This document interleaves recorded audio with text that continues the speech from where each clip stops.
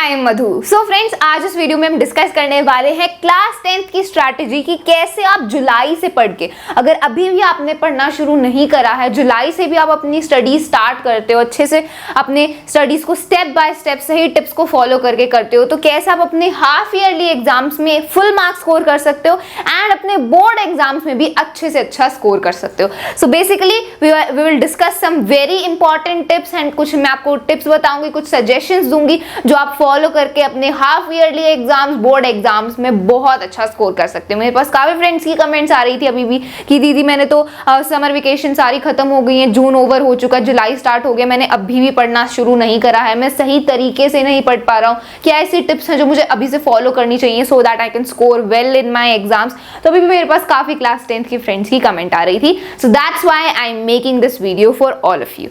Okay, so friends देखो, अभी से हम बात कर रहे हैं कि अब अगर मान लो अभी तक आपने मान लो अपनी स्टडीज बिल्कुल नहीं शुरू करी है या फिर बहुत कम सिलेबस आपने कंप्लीट किया, तो अभी से आपको क्या करना चाहिए वो बेसिकली हम डिस्कस करने वाले हैं। Okay, so first of all chapter को अंडरस्टैंड करना है। कैसे अंडरस्टैंड करें, कौन सी बुक पढ़ें, क्या वीडियो देखें, ट्यूशन से, कोचिंग से, कैसे हम किसी भी चैप्टर को अप्रोच करें, उसे अंडरस्टैंड करें कैसे, what should be the main process for that. तो सबसे पहले तो आपको एनसीईआरटी से सारा चैप्टर पढ़ना है।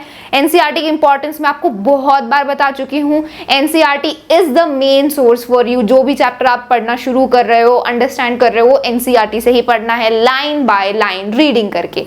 अब देखो, एनसीईआरटी कई बार हमें समझ नहीं आती, उसकी लैंग्वेज थोड़ी डिफिकल्ट होती है, हम कंसेप्ट्स को नहीं समझ पाते, तो फिर इजीली अंडरस्टैंड कैसे करें, जो हमें समझा पाए चैप्टर को एंड हम पूरे चैप्टर की जो थीम है वो समझ जाएं, अंडरस्टैंड कर ले। तो उसके लिए देखो यूट्यूब पर काफी वीडियोस हैं। हमारे चैनल पर क्लास 10th का सारा कंप्लीट हर एक सब्जेक्ट का कंटेंट अपलोडेड है।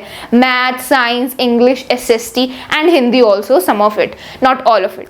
ओके, सो हमारे चैनल पर सारा ही कंटेंट अपलोडेड है, फुल एक्सप्लेनेशन के वीडियोस हैं, नोट्स हमने आपको प्रोवाइड कर रखे हैं, important questions, previous year questions, revision video, सब कुछ अपलोडेड है। ओके, और भी दूसरे चैनल्स हैं, if you want to watch their videos, your choice. तो यूट्यूब पर वीडियोस देख के या फिर स्कूल में टीचर्स पढ़ाती हैं, आप ट्यूशन जाते होगे तो वहाँ पे जो टीचर्स आपके हैं उनसे आप समझ सकते हो। What ever source you have, जो भी आपको तरीका इजी लग रहा है, जो आप इजीली जिसको फॉलो कर पा रहे हो, योर चॉइस। तो एनसीईआरटी के साथ आप वीडियोस देख के कर सकते हो या फिर any other way you want to. तो ऐसे आपको चैप्टर को अंडरस्टैंड करना है। एंड एनसीईआरटी तो देखो सबको करनी है। एंड एनसीईआरटी कैसे करनी है? लाइन बाय लाइन रीडिंग करके, because as we all know जो आपके बोर्ड एग्जाम्स होंगे उनमें क्वेश्चन एनसीईआरटी से ही आते हैं, तो हर एक लाइन को, हर एक वर्ड को अच्छे से अंडरस्टैंड करना है। ठीक है, अब नोट्स, बिकॉज अब हम 10th में आ गए हैं, बोर्ड एग्जाम्स हैं, नोट्स बनाने पड़ेंगे। नोट्स कैसे बनाएं?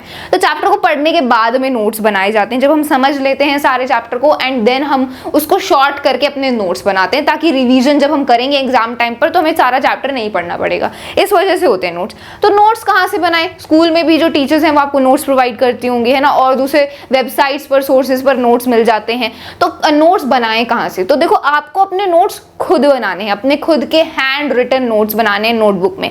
लेकिन आप और दूसरे सोर्सेज की हेल्प ले सकते हो, जैसे स्कूल से आपको नोट्स मिले, आपको और किसी वेबसाइट पर नोट्स मिल गए, तो उन सबको एक बार पढ़ लो, फिर अपने नोट्स बाद में खुद बनाओ। थोड़े थोड़े सजेशन, थोड़े थोड़े पॉइंट्स आप ऐड कर सकते हो, बट आपके वो नोट्स खुद के बनाए होने चाहिए।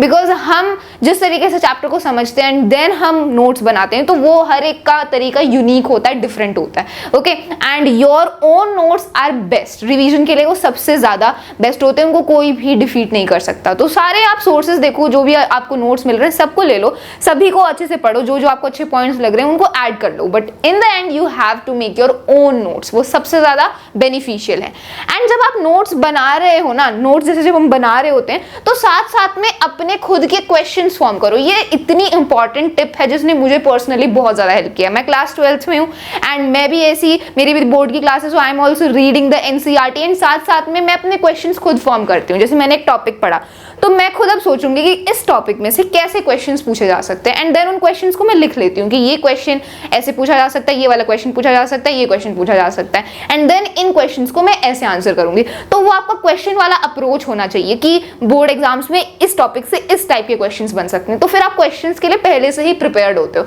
हम करते क्या है, हम कंसेप्ट समझते जाते हैं एंड देन जब क्वेश्चंस देखते हैं तो एकदम सब कुछ ब्लैक आउट हो जाता है, हमें समझ नहीं आता कि कहाँ से इसका आंसर हम लिखेंगे, क्या इसका करेक्ट आंसर होगा, क्या पॉइंट्स हम मेंशन करेंगे।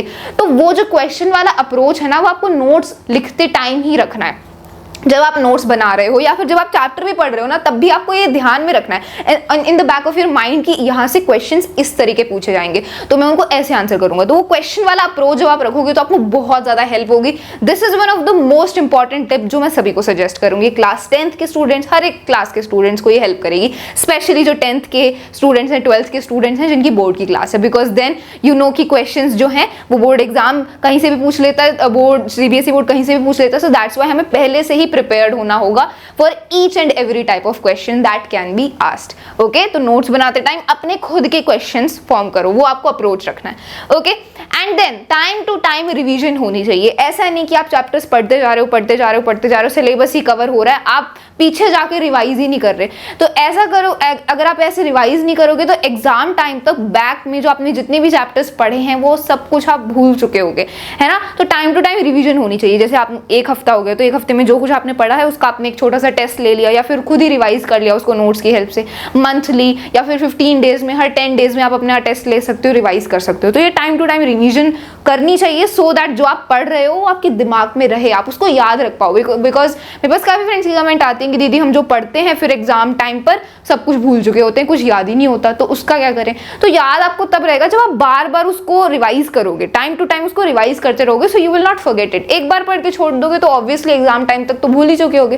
तो ऐसा नहीं होना चाहिए, इस वजह से उसका सोल्यूशन है revision. You have to do time to time revision. Notes की हेल्प से कर लो, जो आपने नोट्स बनाए हैं that will be the best for your revision, because chapter पढ़ने का टाइम तो नहीं होता है। Okay, then keep a track of your mistakes and improve them. ये सबसे इंपॉर्टेंट एंड बहुत हेल्पफुल पॉइंट मुझे लगता है आप सभी क्लास 10 स्टूडेंट्स के लिए। बिकॉज देखो, जो हम पढ़ रहे होते हैं ना, हमें क्लियर हो जाता है। जब हम पढ़ रहे होते हैं हमें पता लग जाता है कि हाँ ये थोड़ा सा वीक टॉपिक है मेरा, ये मुझे अभी अच्छे से समझ नहीं आया है। या फिर जब हम कोई एग्जाम देते हैं, जब हम कोई टेस्ट देते हैं, तब भी हमें पता चल जाता है कि हाँ ये मेरा वीक टॉपिक है, इसमें मेरे सबसे ज़्यादा नंबर कट रहे हैं। तो वो आपको लिख लेना है अपनी, जो भी आपकी एक पर्सनल नोटबुक है, जिसमें जो भी आपकी रफ नोटबुक है जिसमें आप प्रैक्टिस करते हो, जहाँ आप नोट्स बनाते हो, तो वहाँ पे हर एक चैप्टर के बाद मेंशन कर लो कि इस चैप्टर में ये मेरे वीक टॉपिक्स हैं एंड इनको बाद में जाके मैं अच्छे से अंडरस्टैंड करूंगा, इनके और क्वेश्चंस में सॉल्व करूंगा, प्रैक्टिस करूंगा। तो वो आपको जो भी आपके वीक टॉपिक्स हैं जिसमें आपके मार्क्स लेस हैं, जिसमें आप मार्क्स स्कोर नहीं कर पा रहे हो, you are not able to understand it, तो वो उसका ट्रैक आपको पूरा रखना है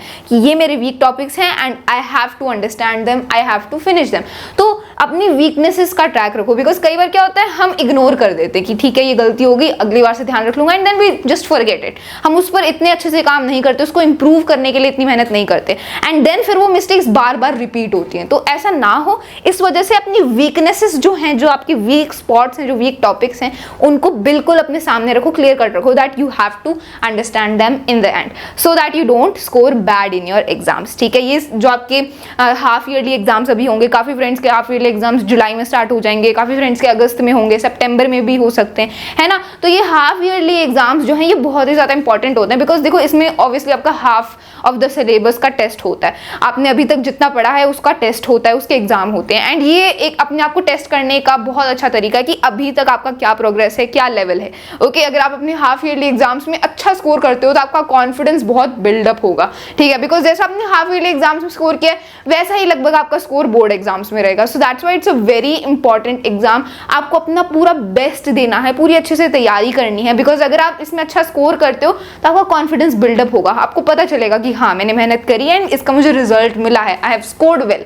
ओके, एंड अगर मान लो मिस्टेक्स हो भी जाती हैं तो आपको अपनी मिस्टेक्स का तो पता चलेगा ना, ताकि आप बोर्ड एग्जाम्स में उनको रिपीट ना कर पाओ। So these are very very important and इनके लिए बहुत अच्छे से प्रिपेयर करो ताकि आप आगे बोर्ड एग्जाम्स के लिए भी कॉन्फिडेंट हो जाओ एंड अपनी मिस्टेक्स को भी इंप्रूव कर पाओ। Okay, so these were some of the important tips जो मैं आप सभी के साथ शेयर करना चाहती थी। जिन फ्रेंड्स ने अभी तक इतना पढ़ना शुरू नहीं किया है, they have not covered much of the syllabus, तो अभी से स्टार्ट कर दो, टाइम निकल जाएगा। जून आपका आधा जो ईयर है वो जा चुका है, ऐसे ही बाकी का टाइम भी चला जाएगा, एंड देन जब टाइम खत्म हो जाएगा फिर आपको बहुत पछतावा होगा कि काश उस टाइम पे पढ़ लिया होता तो अभी इतना ज़्यादा परेशान नहीं होता है ना। So that should not happen and बाद में कोई रेग्रेट ना हो, इस वजह से इस टाइम को यूज़ करो। बहुत आपने अब मज़े कर लिए, समर वेकेशंस भी ओवर हो चुकी हैं, now is the time that you have to seriously start studying with the proper strategy. Okay, so I hope you found this video helpful. Thank you so much.